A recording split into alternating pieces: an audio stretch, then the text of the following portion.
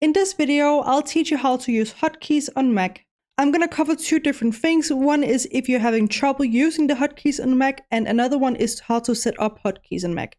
If you're simply looking for a solution on how to set it up on Mac, simply open OBS and go down on settings down here. From here on the left hand side, click on hotkeys right here. And now you can just go ahead and enter any hotkeys that you might use over here.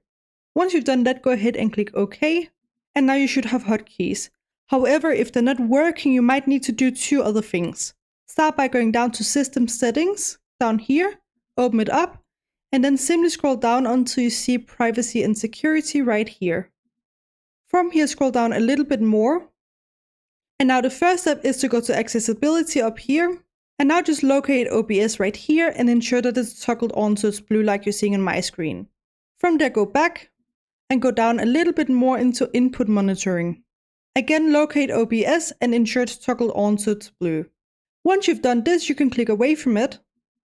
And now your OBS hotkeys should work even when OBS isn't in focus. I hope you found this tutorial helpful. Please let me know if you have any other questions in the comment section below and I will try my best to help you out.